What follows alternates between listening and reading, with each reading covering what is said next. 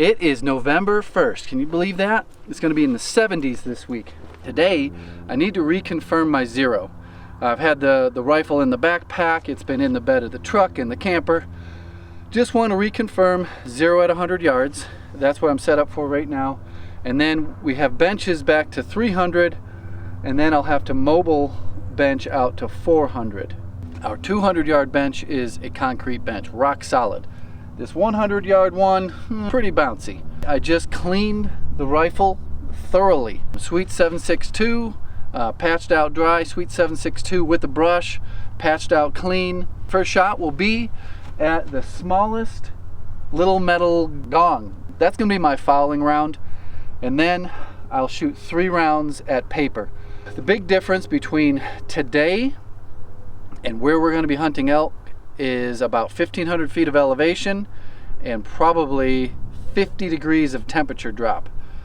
So I have to account for that at longer range shots on an elk. My longest shot on an elk is 430 yards with my backup rifle. Kind of proud of this one. I put a lot of money and a lot of time into this rifle. It is way too heavy to take hunting.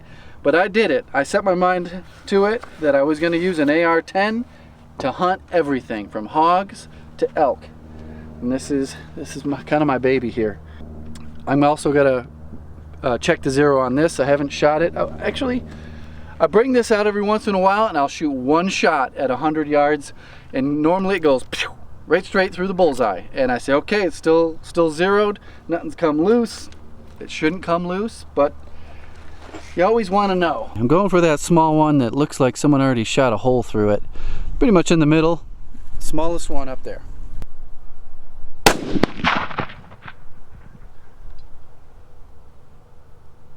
That's pretty good for my fouling round. Usually your first round out of a very freshly cleaned barrel might not be perfectly accurate. You can see this is a factory barrel. It's actually a brand new factory takeoff barrel for someone else's build. A lot of people buy these Remington 700 long actions and then they don't want the 300 Win Mag. They want something else. So they'll take off this brand new barrel and sell it. So that's where this barrel came from. This is kind of a lower end Leupold scope. I think it ran around 500 bucks. I'm not sure even what the model is. But it does have a zero stop. That's one of the big benefits. And it's only 14 power, 4.5 to 14 power, and it's lightweight. This is only, I believe, 15.6 ounces. It's not even 1 pound. So this is definitely not a precision rifle scope. It's definitely not a precision rifle, but it's a hunting rifle. He's gonna be checking the zero of his 6.5 Creedmoor at 100 off the sloppy bench at a target, probably one of the orange dots on, I think lower left is pretty clear. Okay.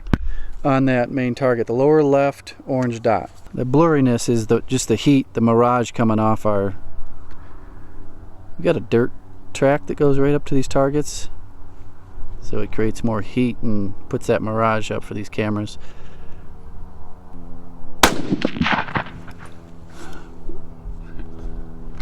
In the orange. Looks like it's dead in there. I can't really tell, but yeah, pretty much right there. I'm going to take 1 second one here. Yeah, I'd give up while you're ahead. Let's see if it fit in here. I think it will. There we go. This is my backup rifle. If for some reason a rifle gets dropped, something misses, for any reason, you gotta have a backup rifle. So this is extremely heavy. I think it's right around 13.5 pounds. With the bipod, it goes over that. We're just shooting one at a time. You can get a little carried away when you got a semi-automatic. These are my reloads.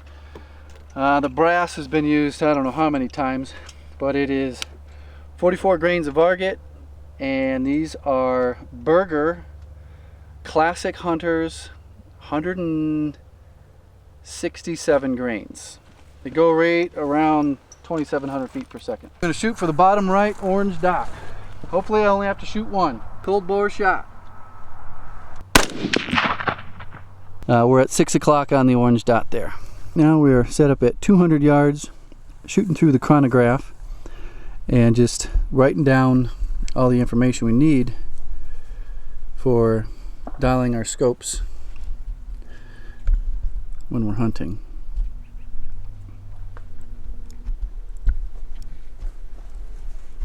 Do have a fresh target up there, but at 200 yards the mirage is too severe to see the bullet holes. After this we're switching to 300 and to 400 yards, hopefully before the sun goes down.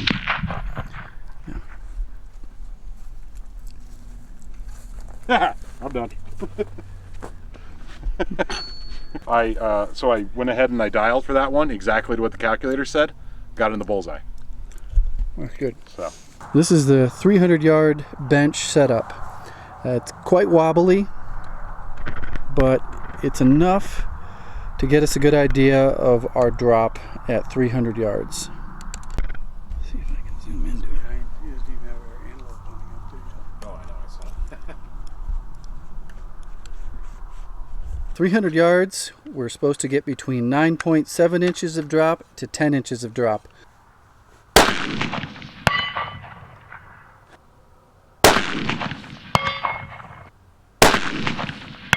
Nice group. Not bad, just a light drift to the left. At 300 yards, that's not too bad. Okay, we are set up at 400 now. We have the gong set up way out there. I'm going to shoot at the big gong on the left. I can barely make out the smaller gongs on the right with this lighting. There's a little weed at the bottom of the big gong, which kind of looks like a hit, but it's not. So this is 5.5 MOA or 22.5 inches of drop.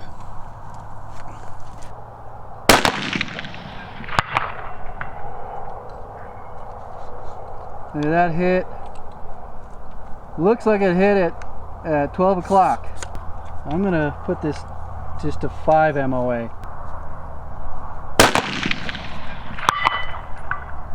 Okay, not bad. Where the hell did that one hit?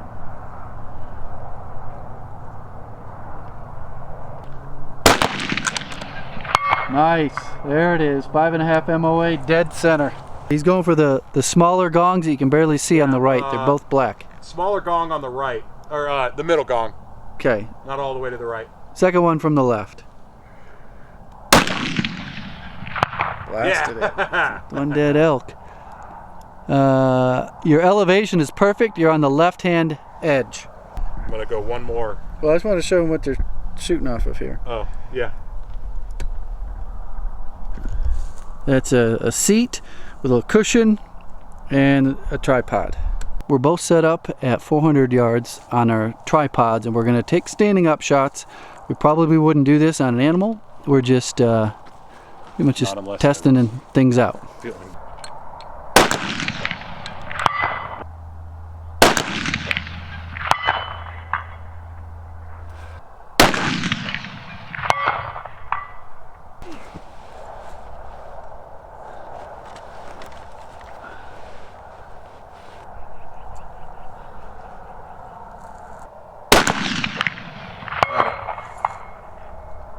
I saw that one move. Yeah. Takes a while for the sound to get back here. Yes, it's a long while. Got it. We are all set for hunting season out to 400 yards. I don't think we're going to need to take a 400 yard shot, but a 300 to 350 yard shot, good possibility. We're looking to get within 200 yards. Right now, all the national forest is still closed. We are hopeful that they open by third rifle season, so we've got 5 days. They just got 20 inches of snow. A lot of it's melted. There's now more moisture on the ground in the mountains than there was 2 months ago. They blame it on people not following the campfire ban. If that is the case, that pisses me off. That people are ruining it by having campfires. Next time you see us, we will probably be making camp this Friday, the 6th. Goodbye.